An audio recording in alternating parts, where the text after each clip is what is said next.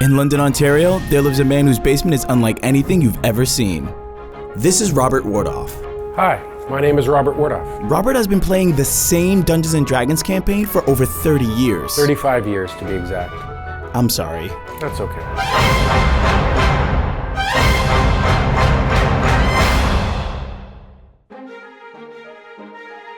Welcome. Would you like to play a dwarven rogue? You look like a rogue. Wait, let's back up for a second. Dungeons & Dragons is a fantasy role-playing game where a group of people come together and play out adventures dictated by a dungeon master. These adventures, also known as campaigns, are set in the Dungeons & Dragons world, and normally have an endpoint, or they just fizzle out due to people's lack of commitment. But Robert is in a league of his own, and here's why. The dude has a serious collection. I think our collection of miniatures is around 20,000. And then over the years, I discovered terrain. Ultimately, I'm a collector also. And a lot of my enjoyment comes from being able to get new stuff and to put new stuff on the table so the players are constantly coming across new settings. Because it's a game that doesn't stick to one particular campaign setting, I'm able to use any figs that actually fit the world. And so it is a long process, but over 35 years, you can develop quite a collection. As Robert's collection grew, so did the number of players. Word began to spread about the never-ending campaign. We have people coming from all over the country to play, often flying in. Wait, all over the country? That's right. Robert, can we play now? These are some of the people who play in Robert's game. Where are you guys from? I flew in from Saskatoon, Saskatchewan. I drove in from Toronto. Brussels, Ontario. Mocha, Ontario. Calgary, Alberta. Hold on. What happens if people can't fly in or drive to Robert's house to play? Hey everyone. Problem solved.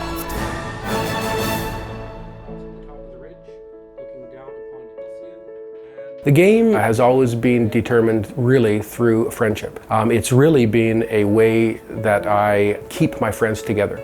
I knew early on that if I was able to create a game that was good enough, and that means it had to be better than video games, it had to be better than any other game they could find, that they would keep coming no matter where I was. And so that takes, again, imagination, and it takes change, and it takes having a system that is constantly dynamic, that is changing, that is growing, and that is constantly getting better.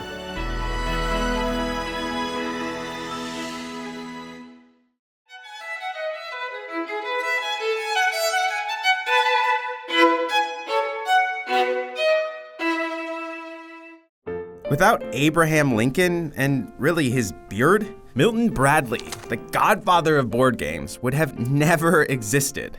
Bold statement, I know, but let me explain. The game of life. The spinner, the cars, the choices, college or career, kids or no kids, lawyer or farmer. This family game night staple was once a pretty morbid game. Back in the 1800s, Milton Bradley was in the lithograph business. Following the Republican National Convention of 1860, Bradley printed thousands of images of Abraham Lincoln, who was clean-shaven at the time. Shortly thereafter, Lincoln debuted his iconic beard, rendering all of Bradley's prints worthless. His lithograph business went belly up. So Bradley was forced to try something new. He came up with a board game, a seemingly dark and twisted board game appropriately named The Checkered Game of Life. The game functioned in a similar way to how it does now. There was a spinner, colored circles that moved around the board, and of course squares that could either make you or break you. The squares on the original game were overwhelmingly grim, boasting actions like disgrace, poverty, ruin, crime, prison, and, well, suicide. Regardless, the game flew off the shelves. Kids loved it, and Milton Bradley went on to own Family Game Night.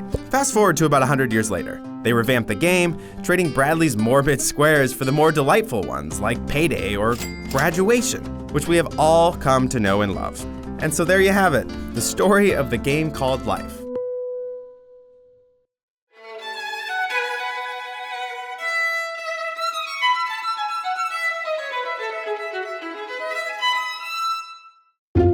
Settlers of Catan is one of the best-selling board games of all time. And nestled in the rolling hills of Rossdorf, Germany, on this picturesque street, past the buzzer in Building 43, And standing in the back of the garden is Klaus Tuber, the man who made it all happen. Settlers of Catan is a board game for up to 4 players where you collect resources to build settlements and cities. They're worth points, first to 10 wins. And it all started like this. In the 90s and 80s, I led a dental laboratory. Developing games was a little bit refuge for me. His first game was called Barbarossa. When I made Barbarossa, I was in my early 30s. I feel that this is a kind of thing I like very much, developing games, and it could be in the future for me a very, very good hobby. He designed a handful of other games and then made Catan. Klaus had become interested in Viking tales. Yes, the story of the Vikings inspired me. I imagine how they reach Iceland. They need wood, they need houses and all the things. And so on this imagination, I developed Catan. From design to market, it was a family affair. This is Benny Tuber. He lives in Germany and he is Klaus's youngest son. And this is Guido Tuber. And this is Guido Tuber. He lives in San Francisco. He is Klaus's eldest son. In my family, I am one of the game testers, along with my mom. Me too. We play tested the Settlers of Catan quite often. We would all get together at the dining room table and would test and his games. Sometimes he put a Mickey Mouse comic next to my chair, so in case the game was boring, he knew that I would read it instead of playing the game. My dad took that and tweaked it, worked on it. This was sort of an exciting moment for my dad.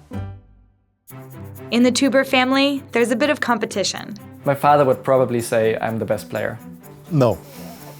Sorry, Dad, Benny is the best. There's a bit of a rivalry between my dad and my brother.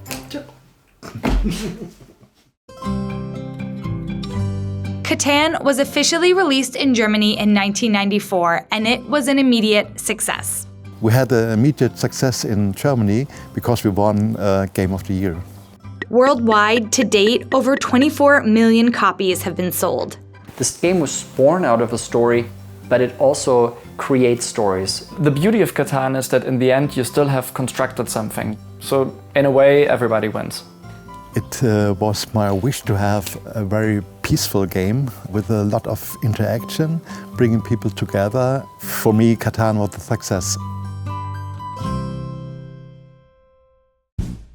To all the Catan fans out there, here's some advice. Well, you always have to follow your strategy, but also you have to complain quite a bit. Even though you know you're winning, you still have to say you're not. I love building cities as early as possible in the game. Never build the longest road at the beginning. And there you have it.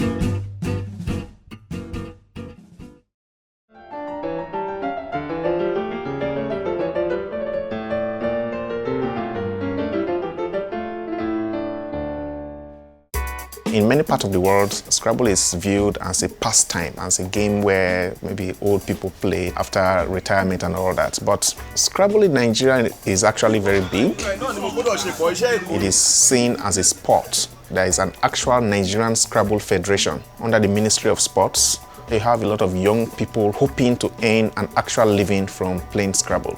My name is Wellington Jigere, and I'm the World Scrabble Champion. I started playing Scrabble in 1996 when my immediate elder brother taught me the game. It wasn't until 6 years after that I was playing with some of my neighborhood friends, and they were like, you are quite good. Why not play in tournaments? And I was like, wow, you mean they play this in tournaments? And the rest is history, as they say. Having an African win the World Scrabble Championship is bigger than I can actually comprehend. You needed to have been in the hall to see the jubilation of our other African brothers. It was something that everyone in Africa that plays Scrabble has actually looked forward to. Nigeria is a very, very diverse nation. We have well over 500 developed languages, but the major means of communication all over Nigeria is English. And since Scrabble is based upon the English vocabulary, it's going to be a way of helping each and everyone improve their command of the English language. So what do you think we should play from here? If I hadn't played Scrabble, I might have been involved in some other not so legitimate activities. And I think playing Scrabble, it keeps you on the right track. Okay, good.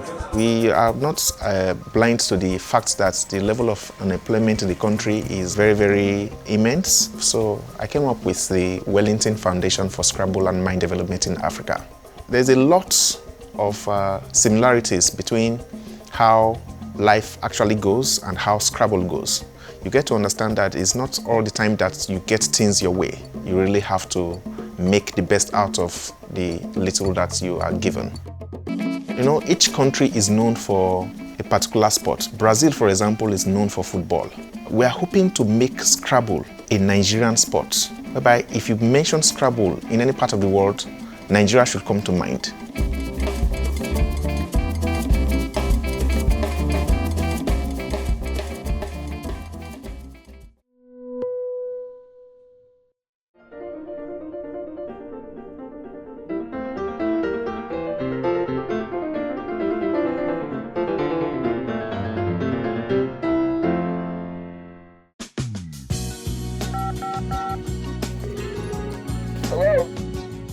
First crushes. We all remember them. And if you're a girl who grew up in the 90s, your first crush might have been one of the Dream Phone guys. Oh boy, I think Gary, he has kind of a nice smile. Yeah, I'd say Matt's probably a jock. This is Mike Gray, the unlikely inventor of the ultimate 90s tween dating game. We needed a game targeted towards 9-year-old girls. It was a bunch of guys that did it, but that's okay. I know who it is, but I'm not telling. Oh. I said, let's do something that's kind of like Clue. So it's deduction. We're going to call a bunch of boys because we heard some boy likes us. So it all started with the phone, right? Yes. We kind of laughed and we kind of called this the pink slipper. You know, in its day, it was an elegant and beautiful thing. I know where he hangs out. So how did they pick the boys of your teenage dreams? We went to a photo house. We didn't know like who these boys were or anything. We just picked ones that we liked. But that's not the only 90s girls game Mike made. He also made the super successful Mall Madness. But he's pretty real about his influence as a guy. Well, if I'm going to make a game about shopping, what I know about shopping, you just go get what you need and get back to the car. Later, it was pointed out to me that that's kind of not the way ladies shop. So it was kind of, in a funny way, a guy's game, you know, but it was for girls. I say games are togetherness in a box. Play a game with people, you learn a lot about them. And it shouldn't be about winning and losing, it should be about being together.